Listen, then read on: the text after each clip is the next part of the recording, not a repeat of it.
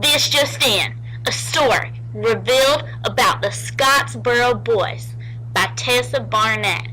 9 black youths were accused of raping 2 white women. Witnesses say a fight broke out on a train. Wouldn't that be a fight to see?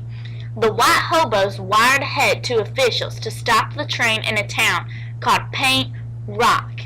The officials gathered up the innocent 9 black youths about to be charged with assault when they found 2 white women in men's clothing.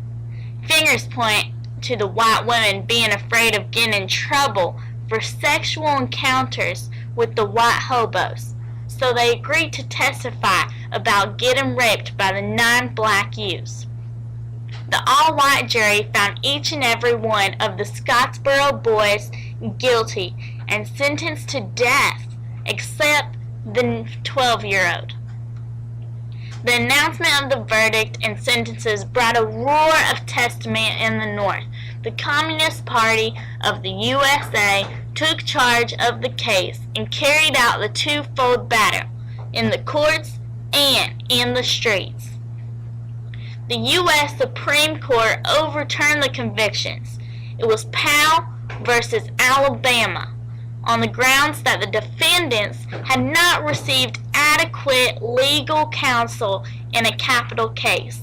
The state of Alabama then retried one of the accused, Haywood Patterson, that had once been convicted. But the trial judge, James Horton, set aside the verdict on the grounds that he did not believe the defendant committed the crime.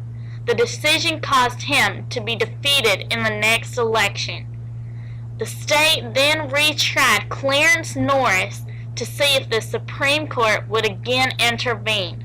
Norris was sentenced to death, but the U.S. Supreme Court, now Norris versus Alabama, overturned the conviction, ruling that the state had excluded blacks from juries. Alabama tried and convicted Haywood Patterson, sentencing him to 75 years in prison.